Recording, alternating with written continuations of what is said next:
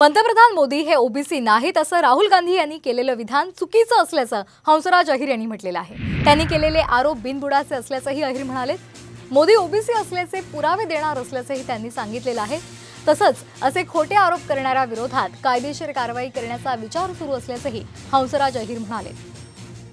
नाही, मी काल जेव्हा हे वक्तव्य ऐकलं मला अनेक फोन आले, अनेक कार्यकर्त्यांचे आले, ओबीसी समाजाचे आल्यामुळं मी त्याला गांभीर्याने घेऊन आपल्या कार्यालयात जे काही कागदपत्र आहेत ओबीसी समाजाला धरून आणि मोग कांची जातीचा त्या तपासण्यानंतर मला दिसून आलेलं आहे की त्यांच्या आरोपात काही तथ्य नाही, बिनबुडाचे आरोप आहेत, खोटे आरोप आहेत, असत्य आरोप आहेत आणि या आरोपातून त्यांनी काही साध्य होईल असं मला वाटत नाही त्यांच्याकरता।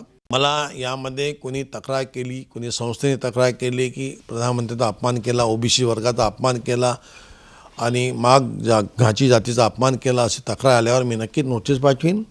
मी त्याशिवाय पण सुमोटीव हा प्रयत्न करेन की यामध्ये मला काही कार्य करता येत असेल तर मी कायद्यानं तपासणी करीन।